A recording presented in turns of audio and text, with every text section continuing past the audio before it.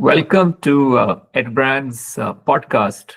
It's called Fresh Off the Boat, and many of you know about it. It's on Spotify, it's on Apple, and any other platform that you can think of. We're also going to be on YouTube, so you can always catch us there. It's called Fresh Off the Boat, and it's been around for a while. Today, I'm back with a new season, and there's always that excitement when we launch the first episode of the season. We have our guest today. Her name is Anushcka Joshi. She graduated from Assam Valley School in 2023, I guess, yes. And she's No, it now was 2022. 2022. Great. Yes. And so hi Anushka. Good to see you. So and then now is at Penn State University at the Shreya Honors College, which we really want to get to know more about in this call, Anushka. So it'll be really fun to not just figure out how you chose to go to Penn State, but also how you're thriving there. It's always a joy to have these conversations. Just to begin and kick off things, I'll just lay out the format. I'll introduce a few topics, and then we'll have a few questions, and then we'll close with a rapid fire. Is that okay? You said? Perfect. So, there's a lot of hype around college admissions, and I think you were part of that hype too, in the sense you've gone through that in as a run-up to your admission cycle in 2022. There's a lot going on in minds of students. So how do we rethink that hype, and how do we help students understand right fit in terms of college choices is something we'll delve deeper into. College admissions feels more like competition these days, and it's not what it's meant to be. Unfortunately, the whole soul of college admissions has been sucked into this whole thing of comparing with your peers and figuring out what you're missing out, and then competing to a degree which could be even unhealthy.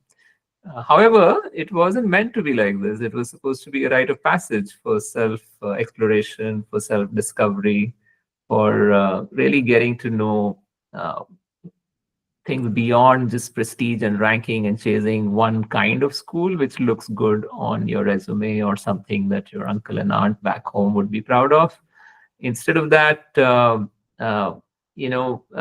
very often students chasing that dream or societal expectations beyond what they were supposed to really do have succumbed under pressure and really not done as well as they could have, or been the best version of themselves even while presenting themselves in a college application.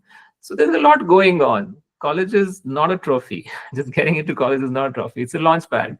It's an opportunity for personal growth, and students who've taken that in a very positive way and sort of work towards their high school journey and their life, a fulfilling, full life of high school with all the trials and tribulations, but also what it means to be true friends and to sort of contribute and be available for people and the community that you're in your school.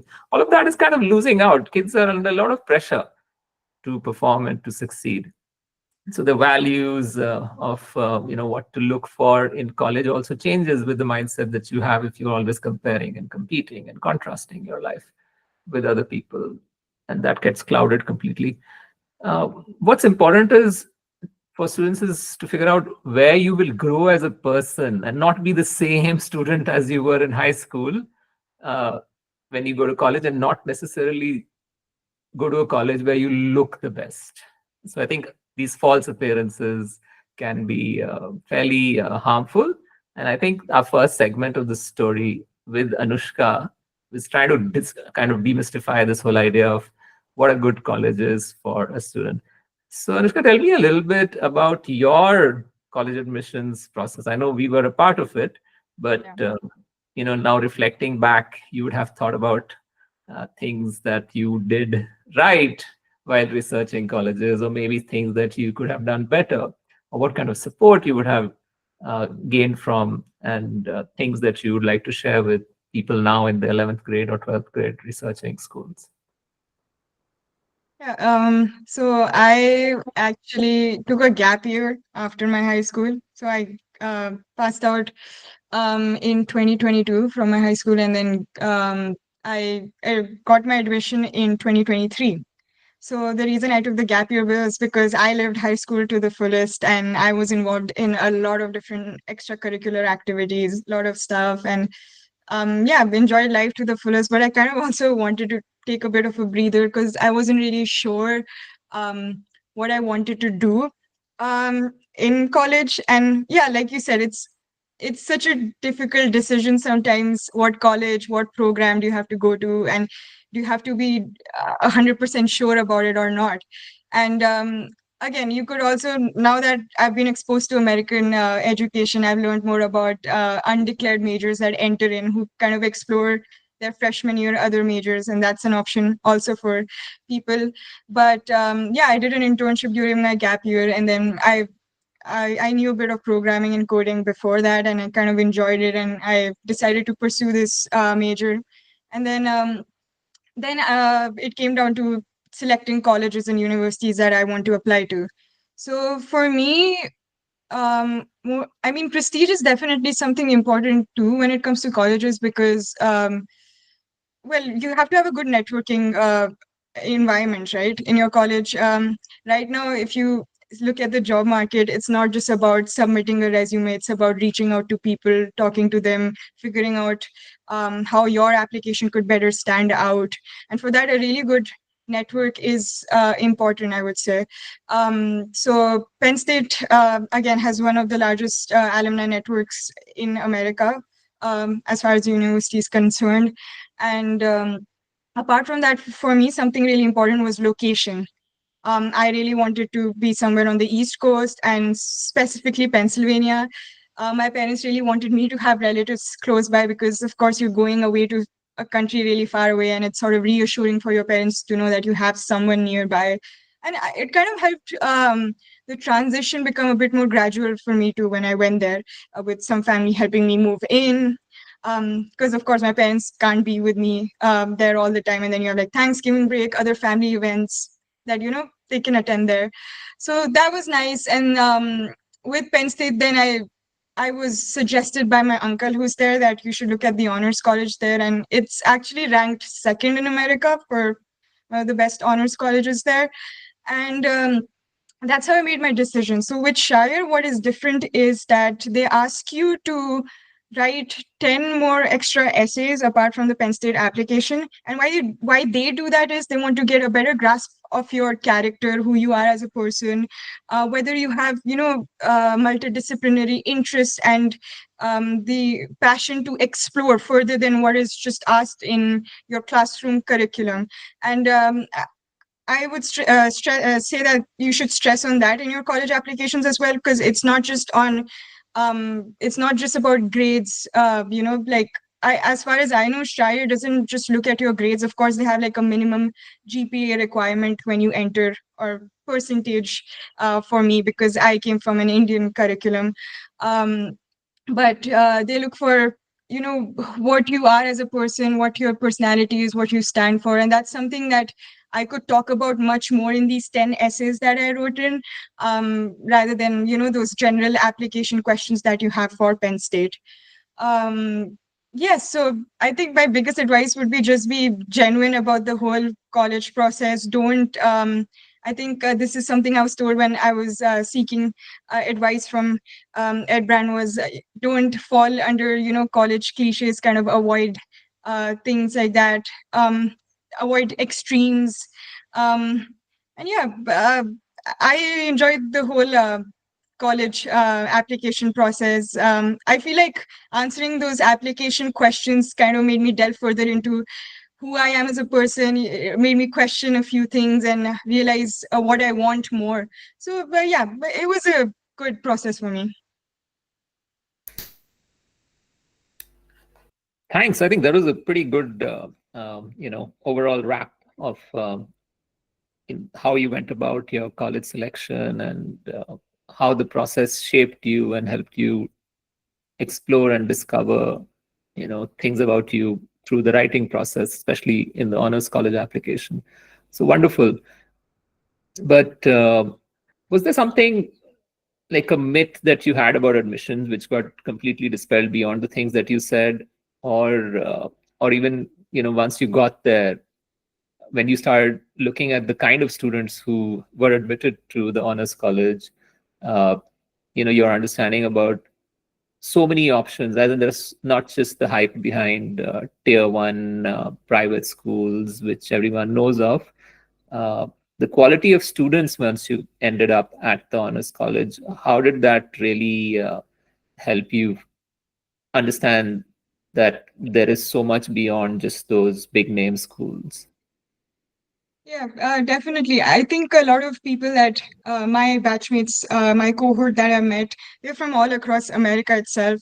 We have a few international students too. Of course, I think the college tries to focus on diversity and get students from all over. So that's not just these private schools, but a lot of my friends personally are from public schools, convent schools, from all over, and they're just, yeah, they're looking for diversity, they're looking for perspectives. One of the missions of our college is global engagement. So uh, yeah, that's one of the myths. You said so yourself. I came from like a public boarding school, so and my curriculum, I again, I think one myth again I would address is you don't really have to be in the IB curriculum to apply abroad, study abroad.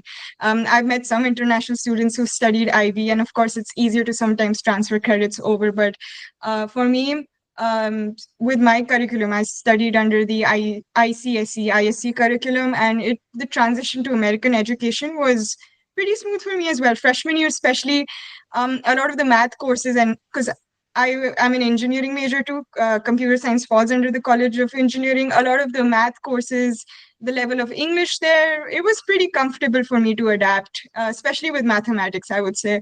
And yeah, Indian education, I would say, is pretty rigorous itself. So at least those few initial courses were not that difficult. But of course, when you get into your sophomore year is when you're actually exposed to those hardcore engineering courses.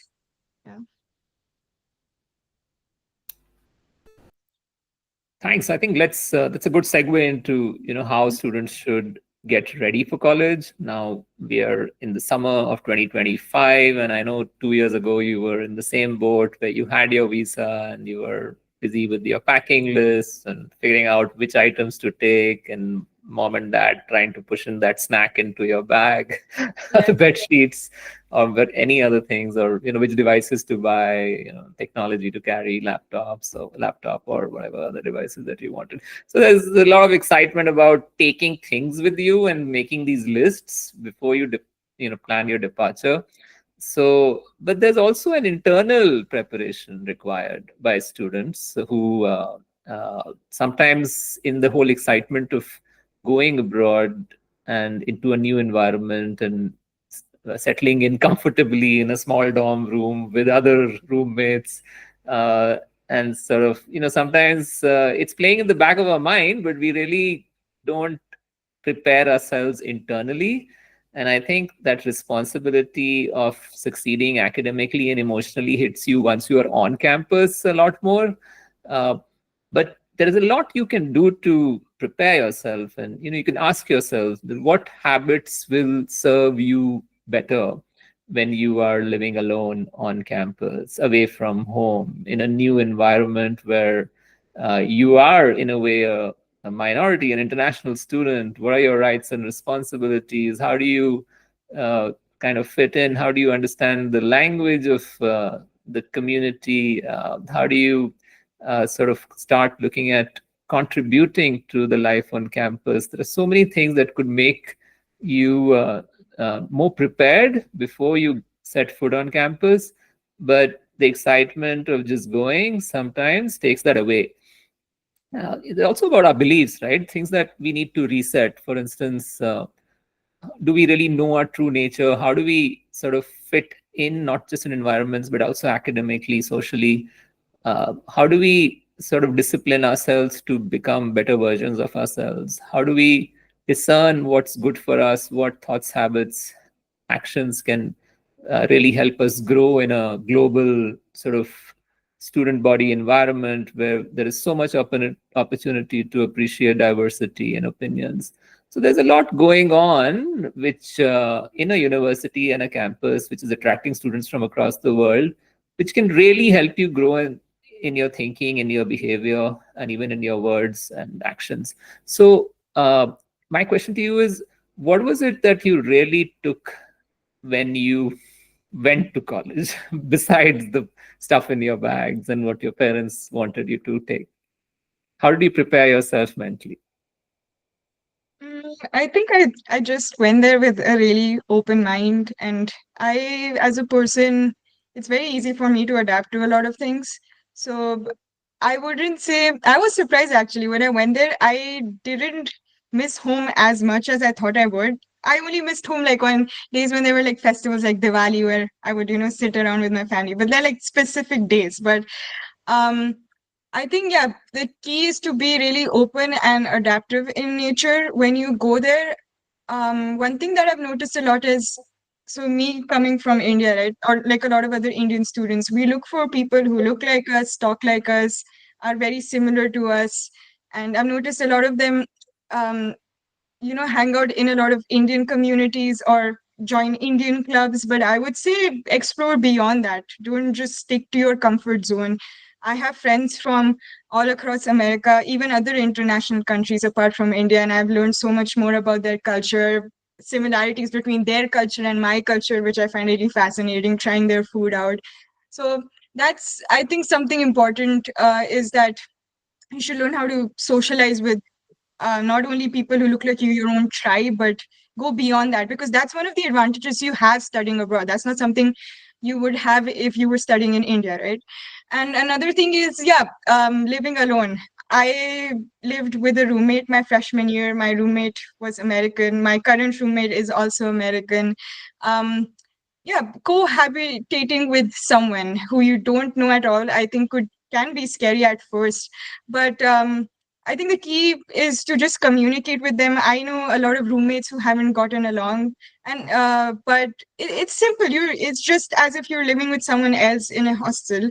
And it's one thing you must remember is, when you are living with someone, you don't necessarily have to become their friends. Don't come on to them. Don't, push yourself to sort of get to know them better or make them feel uncomfortable. Making friends in college is a very natural process. And one of the things we worry about the most when we go to college is, finding people who like us, having a social group.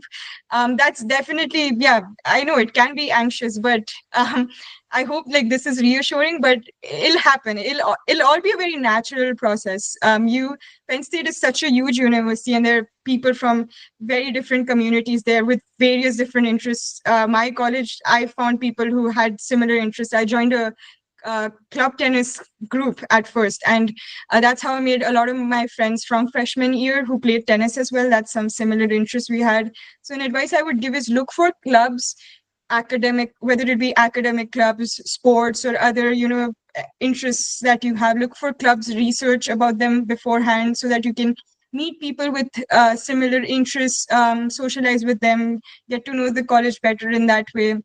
And also academically, I would say a lot of people are, when they go there, a bit, so American classrooms are very hands-on and you are expected to participate there. So don't be afraid of raising your hand, speaking out loud, stating your opinion, and attending office hours. Definitely, that's please do that freshman year onwards. You It's not only important to get to know the subject, but also, get to know the professor, get an insight on the subject, whether it's something that you would be interested in pursuing more beyond your freshman year. So yeah, I think these are the general tips that I would have.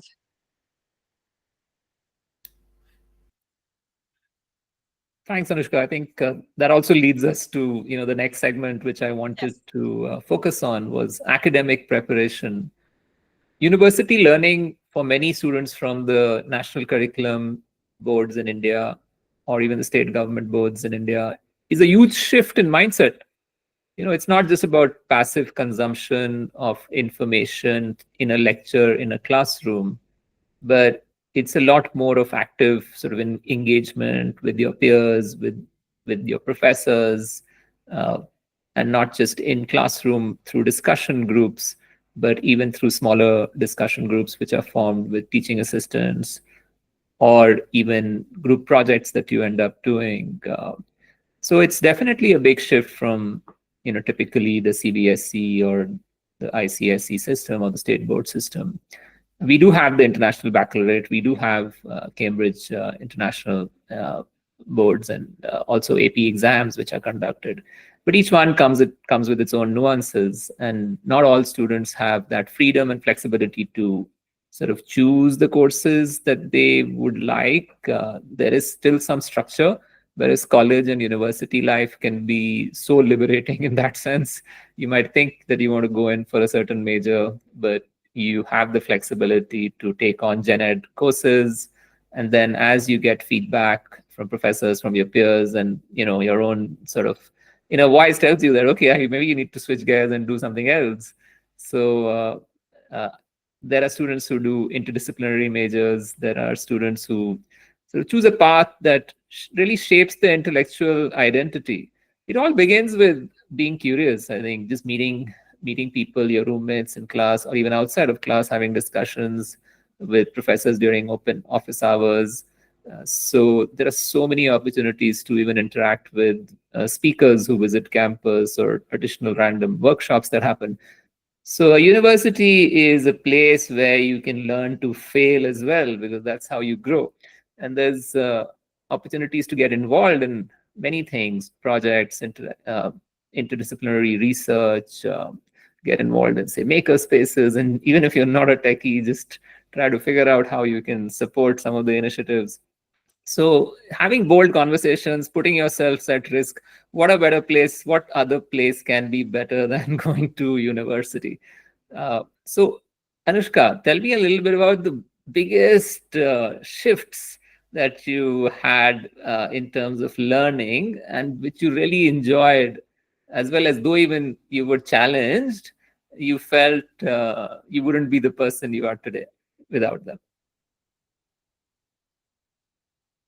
Okay, that's a really heavy loaded question, I would say. And I mean, if I would look back, um, shifts there, I think it a lot to do because I myself am pursuing and like double majors, right? So I'm dual majoring, and both my majors are very different from each other. One is in the arts and architecture college, the other is in an engineering college.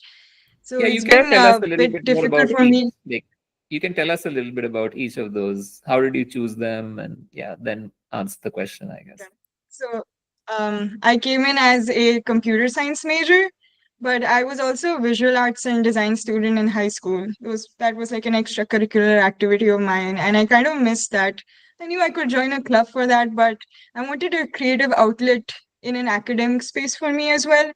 And then I did a bit of research about the minors, majors offered there, and I discovered this major called Digital Arts and Media Design, and it's also very multidisciplinary and flexible as a degree where you have three different emphasis or tracks that you can pursue. One is an interactive track, time media emphasis track, or just the digital art track.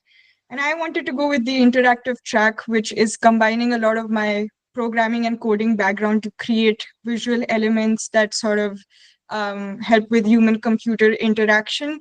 Um, and have I like one of the projects I did because of this major was an interactive art installation just using code, where I took a picture of all the trees during the fall season on campus, combined that data set, and would project those different colors onto a tree on like a projector. And once a person crosses that projector, it sort of uh, due to your motion and changes the colors of the leaves. And I wanted to sort of signify that that represents change as a person and how we have to be really adaptive as humans. And life is always about changes. So that was something really interesting and fun for me, combining tech with art and design. And I feel like that's not something that would have been very possible for me if I'd gone to a university here in India, because there it's very easy for you to, as long as you have an intent behind why you've chosen what to do and you can sort of justify it, you can pursue any combination of subjects that you want. And I really like that. So Computer vision is a field I really want to go into, and I believe that a lot of my design background would help in that. And that's one of the reasons I decided to pursue these two degrees. But I think one of the sort of why it's a double-edged sword is because engineering as a field, it's difficult, definitely, and it's very time consuming, and design itself is also time consuming because it's a lot of portfolio work, hands on. So having to develop that schedule for me and figure out how I'm going to fit what I'm going to fit where, what day, what am I going to finish at what time. It's been tricky, and I ended up taking a lot of credits this my last semester, spring 2025, and I kind of got a bit burnt out. And I think that's something that can happen to a lot of students in college, especially during your freshman year, because there's so much you want to do there. You'll end up joining like about 7 to 10 clubs, but you realize by the end of the year you can only stick to about 3 of them. There are just so many things out there for you to do. And the same goes with subjects, right? Picking your courses. So I would say in India, while they sort of design this curriculum for you, knowing how much a student should be able to sort of balance and understand, there it's really flexible and open. And as a student from a different background, you have to have that mentality of knowing your own limit, how much you can handle, what's your what all can you balance together, because it's at the end of the day it's also going to affect your GPA, which is an important part of your college journey too, especially if you want to go to grad school. So me have like yeah, because I was given so much flexibility in choosing what I want. I think I did take the advantage of it, but I was just super ambitious about it. And now learning from this semester where things didn't really work out for me the way I thought they would, going on, I'm going to plan better, have 15 credit cap limit for me at least, because 400 level courses in college are much more difficult, and I'm doing research with it side by side. So yeah, I would say that's one advice for students going and studying in America. So that's fantastic. But the fact that you challenged yourself and now that you've learned is also a good thing, right? Like there's human limits to how much Yes. we can push ourselves, and how do you sort of balance your life. And we'll talk about extracurricular social life in our next segment. But here on the academic front, very often students are not very clear how coding is relevant now, or with age of AI, or what does computer science really mean in this day and age. Uh, how is You mentioned a few things like human computer interaction, HCI, you talked about computer vision, you talked about interdisciplinary work that you do with digital art. So these are maybe new things for students, and they might not know how university computer science programs are run and what interdisciplinary projects really mean, or how you can combine two majors, or major and a minor, or do a dual degree. So let's break that down.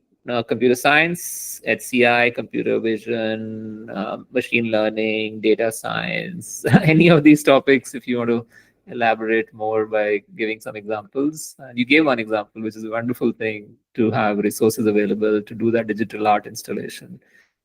So yeah, congrats. Love to see it someday, Thank you. someplace in India.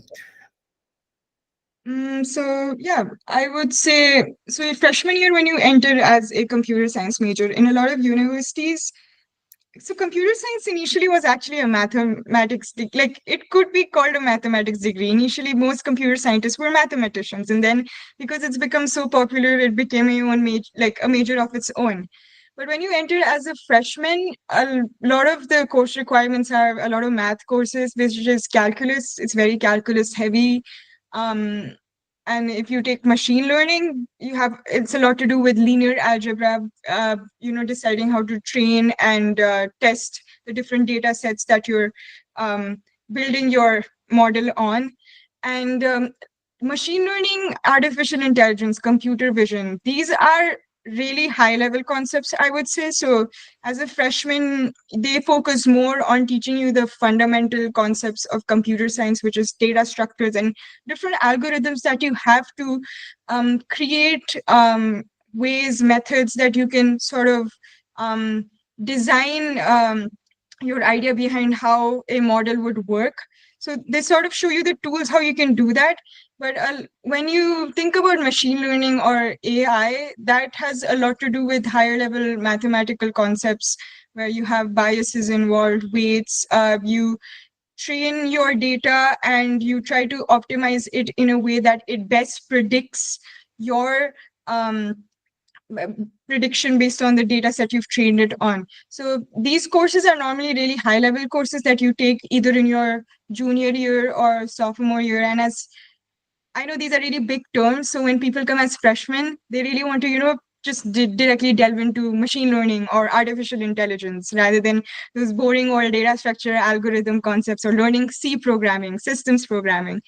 I would say if you really want to do that, which is good, join clubs. You have a lot of AI clubs these days, a lot of facilities where, they sort of have boot camps in college, at university, where they teach you how to train a model, start with machine learning basics, then jump to artificial intelligence, or maybe incorporate computer vision in your projects. But yeah, these are different resources that you have. Academically, these are really mathematically heavy and theoretically heavy, so you would learn about them later on in college. And maybe you could even opt for taking graduate level courses as an undergraduate if you want. um, that's what I intend to do. So yes, I would say that if this is something that you're interested in, a lot of hands-on projects for machine learning, AI would be helpful, but don't expect to learn it in a classroom environment. It's something that you have to do in your own time, I would say. Yeah.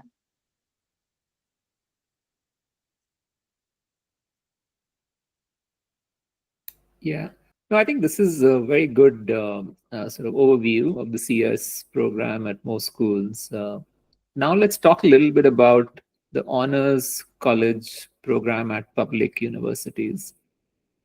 Public universities have this unique opportunity available for students who wish to excel in a smaller setting or a smaller cohort within a large university, where professors are a lot more available to spend more time with students, and students get an advantage to pick classes which they would want. There are many other opportunities to get involved in academic research or projects these professors are doing who are actively working with honors college students. Going to an honors college is going to say a setting which is an elite group of students at a larger university. They are handpicked. There is a selection process. There is also some sort of student success support and resources and facilities that are available to them. Could be as simple as honors college residential halls, perks for doing this or that research, or even academic travel. The whole world sort of opens up to students who have made it to an honors college in a large public university. So we are with Anushka today, and Anushka's did mention that she applied and she had to write uh, many more short answers to fulfill the requirements of the application to the Share College at Penn State University, where she's at. The question to you, Anushka, is that what are the things you were familiar with that you would get in, or what really surprised you, pleasantly surprised you when you were at the honors college, and what are the things I might have missed in my introduction to the honors college system, which are unique to you? Could be socially, academically, and just in terms of support you get. So when going to the honors college there, I was really happy with my decision, getting into the honors college there and deciding to then go to Penn State, because I found that it's sort of gave me a smaller community that I know within such a big school, as Penn State. And a lot of the students there, I would say, were academically driven like me, also had a lot of different extracurricular interests. So I, found my own group and sort of could get along and discourse with them, do projects with them.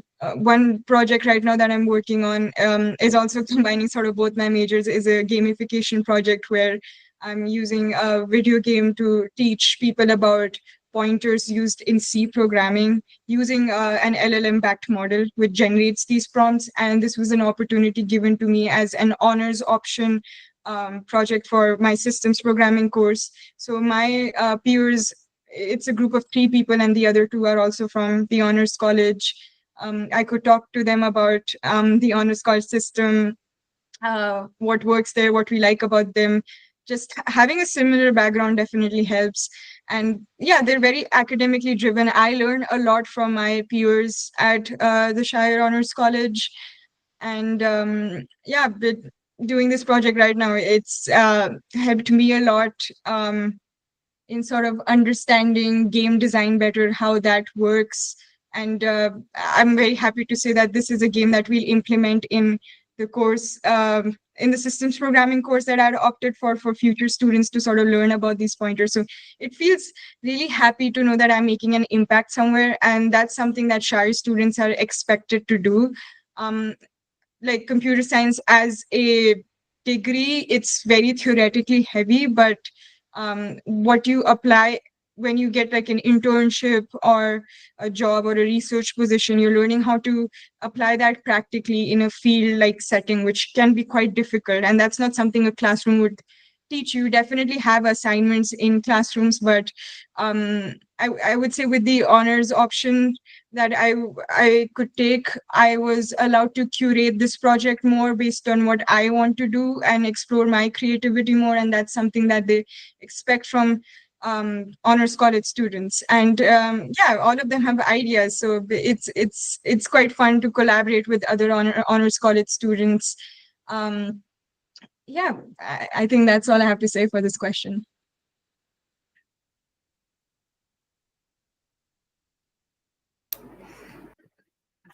Again, thanks. That was wonderfully summarized, Anushka. I think I've deepened my understanding of what Penn State offers in an honors college environment to you and to your peers. Oh, I Colleges, forgot to add another yeah, thing. yeah, I'm sorry.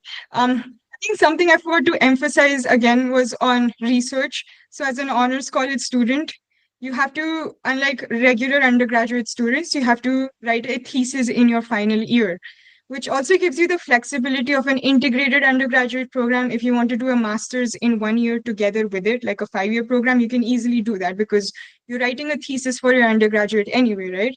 So that's an option again open to Shire students. But the thesis is very helpful because if you really want to go to grad school and you're interested in learning more, if research is the right fit for you, a lot of professors on campus look for Shire students because they want to collaborate with you on that final thesis paper that you will write. So I think that's a really huge advantage that I have as a Shire student. Yeah. yeah. That again, leads me to the next segment of life is not just about academics and achievement at a college. It's also a place of belonging, a place where you can contribute, form very lifelong connections and friendships. College is freedom, but without direction, freedom can become or even feel like just a drift. Students who are highly engaged can get the best out of it, but sometimes it's also very overwhelming. Big campuses or big universities like public universities offer a plethora of choices in terms of academic opportunities, social opportunities. Many of the large public universities are also Division One schools, and there's always that buzz around campus during the weekends, big game nights, and many other things. All of this could be fairly overwhelming. There's some sort of expectation to be of a certain type of student or be something. How does a student find balance becomes a very typical question. And how do you sustain yourself, not just to look impressive or sort of find your way in the crowd or feel the true sense of belonging in your tribe, in even a large environment where you create that tribe of people you can call your own. It doesn't happen automatically. You have to make a lot of effort. Very often, students in a large public university do complain that it took us a lot of time. uh, even so the idea of joining clubs and finding mentors and even using resources like the mental health office and student support, student success office. Very often students don't just go around reaching out for help. uh, there are some habits that could also lead to underperformance of or aggravating a sense of mental health challenges that you could face. Friendships could wane off, and because of your state of mind, there's so much going on in a student's life, and typically where you are overwhelmed with a whole crowd compared to maybe a smaller environment, things can be a bit different. I'm not saying that public universities are to be branded as very difficult places, but any environment could be a mid-sized school or a smaller college. So this is just a general way of presenting the idea. How do you thrive and not just survive is the key. How do you find meaning and not just figure out how to perform your best? So Anushka, the question to you is, how did you find that balance and how do you maintain your mental health? I know you challenged yourself, so you kind of learned from your academic workload, but going forward, or whatever things you kind of realize what worked for you and what didn't, what kind of social structures that you found useful beyond academic life to really sustain your growth and development? So yeah, I would agree. It's kind of like a trial and error effort to sort of find that balance, because you don't really know yourself until you're there at that threshold. But for me, I would say it was really be willing to try out different opportunities on campus.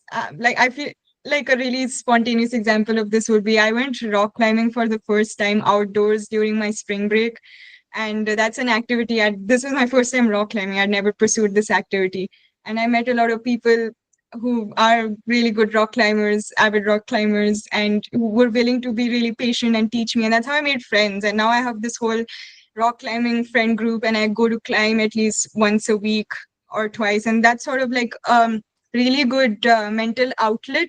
Physical activities really help. I know it's very hard to sort of get out of your dorm room or out of the library and go out for a run when you have so much on your mind, so much workload. Am I going to finish this or not? But you have to sort of, I would say for me, physical activities have really helped sort of notch that workload down a bit. So yeah, I go rock climbing, I go play tennis with my friends sometimes. So that's how I found a new activity. I didn't even know I would, get into that in college. And again, with like clubs, I would say clubs really help you find a balance too, because it's not really stuff that you do in an academic setting always. I found about one or two clubs that sort of academically challenged me. Like I'm in the Association of Women in Computing, where I'm in a Girls Who Code Club. That's also sort of an outlet for me, because I really like teaching children, and I get to teach high school students about programming concepts once a week. And I kind of look forward to that every Sunday. Have tiny things planned within your week that you have to look forward to, even if it's a dull week for you with midterms, or, like even after a midterm, sort of give yourself that little treat, make plans with your friend for having like a quick dinner session. If you're too busy to even hang out with friends, you have to eat anyway, right? So sort of like plan it accordingly, where you kill two birds with one stone. And with clubs, like I said, so I have the Association of Women in Computing and Assistive Technology Club that I'm one of the founding members of. And that sort of challenged me academically, but then I have fun activities with that as well. I have club tennis, I go for rock climbing. I also picked up sports photography in college. I joined a communications club that has a photography department, and I get assigned to covering all these events across campus, and that sort of helps me connect better with such a youth school too. Sort of adds on to that school spirit that, yeah, I am part of Penn State, and I'm um, yeah, in Happy Valley. So yeah, I feel like all these different activities, having small events planned out throughout the week, have sort of helped me keep up mentally, have those happy moments. Yeah. Yeah, definitely. Your laugh at the end does tell us about those happy moments for sure. But it's Yeah. also like I'm just amazed by the dedication you have for so many things and being part of so many ways to contribute, especially with technology related stuff. So assisted technologies was something you said, right? The club that you Yes, founded. it's the Why? club What was we the found. inspiration? Yes. What does that club do? So initially, I got into this club because of my friends. I have two, three friends who were kind of into the idea, and I was sort of curious about this too. That we didn't really have an assistive club in campus specifically dedicated to technology, like no engineering club in general. We have a lot of student disability resources or disability advocacy clubs who, talk about these issues, but not one that sort of wants to create tech that addresses student needs. So we found that there's a need for it. There are a lot of people with disabilities, of course, in any university and at Penn State as well. And then we decided that this is something we want to do. We came together, founded a club, got new members in, and came up with a club mission. I think our first task as a club was identifying what, as like how any design project works. Storyboarding, figuring out the people that we want to design these products for. Who are they? What do they want? Have surveys that we set up, collaborate with the student disability resources on campus, come up with the different ideas. One project that we identified, which we are working on right now, is the dining hall trays, for example, are really heavy and not ergonomic. I struggle myself picking up, food on those dining hall trays. They're just like a flat slab, and it's not really helpful for someone who maybe would be like an amputee. So sort of develop trays for them. Again, look for more potential people who we want to design for. And I think another really ambitious project that our club was looking at was reducing waste in insulin pods. So this project aimed to sort of have that reusable injection mechanism in a pod, in the sense that you're allowed to dispose of that needle and then attach another needle in the pod, because anytime you run out of insulin, you sort of have to dispose that entire e-waste of a device in just a span of about 3 days, and then add on to another, and you would be surprised at how unsustainable that is. And the reason why we even decided to pursue this was after we interviewed a lot of people with diabetes, special diabetes too, on campus, and we identified that this was sort of an issue. But this is like an ambitious project, that bigger project that we're working on side by side. And again, a really fun thing about an engineering club is you don't even have to be from an engineering or techie background. I think, like how you mentioned at the beginning, even as like not as a techie, there are a lot of ways to get involved. I know a person who's also my friend who's from a communications background, and she's sort of heading the PR for the club, and bringing more engagement in. Also talking to people about what is there, what is not there, helping us identifying the need for what uh, products we should develop on campus. We have within engineering itself is such a diverse field too. You have biomedical engineers. We have students in our club from a biomechanical background. I'm from a software computer science background, and then mechanical engineering, industrial engineering. So it's very happy to work across these different departments in school, in college, especially because when you are in a work setting, you'll meet people from all these different backgrounds, not only from like a software background, and you have to learn how to work with them. So that's something I truly enjoy in my club. Fantastic. I mean, I was so excited to hear about all the stuff that you Yes. do in that club. Kudos, really. It's something so Yes. special. Uh, let's switch gears. There is a human side to college, the joy, the small quirks, and those meaningful moments in between classes. There is that spontaneity, and just thinking that college is all about serious work and planning your future and doing that research to really ace your resume when you apply for internships is just one part of the story. uh, Very often students forget to cherish the small stuff, the late night chats or favorite spots or even silly like WhatsApp group chats, that stuff that goes on in those. Your best memories are often something that comes not just inside classroom but mostly from things that you could do outside, even the weekend activities that you plan or the outdoorsy stuff that you do or a spontaneous game that you play, any sport that you'd like at any level that you'd like. uh, Growth happens, it could be messy. It also could be very surprising because we also, as humans, need to develop further human literacy and not just our digital and tech literacies to survive in the future. So I think that the differentiator of being human on a campus, being able to learn from your mistakes, appreciate diverse opinions, and just let your hair loose and relax with friends is such a big opportunity. Sometimes students who get too involved in their work miss out. So don't just build a resume, build a life. That's the message we hear so often from students who thrive there. Uh, so the real college experience is in the people, in the clubs that you join, maybe the clubs that you've left, but you're still in touch with so many people.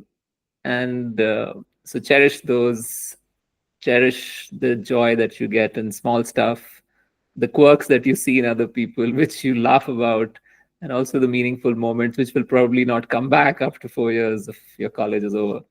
So, with that, I think I just wanted to ask Anushka some rapid fire questions. Are you ready, Anushka? Yes. Okay. What has been your most memorable moment of college or the honors college so far?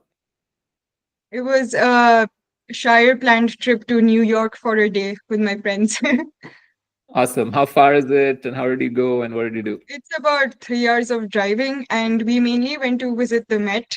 And I've not been Okay. to the museum before, and it's huge. And Yeah. I do like art, so I really appreciated it. And I'd never been to New York before, so it was really fun going to Central Park, doing a bit of the touristy activities, and actually seeing if the city has something I like or not. Yeah. Are you a morning or night person? I know this could be a very stupid question for college students. Oh, this is interesting. No, because I was a morning person, but in college I became a night person because of my friends. You would hang out with your. The only time you kind of get to hang out with your friends is probably at dinner or after that. Sometimes if you have classes before that, so late night chats, playing games with them. Yeah.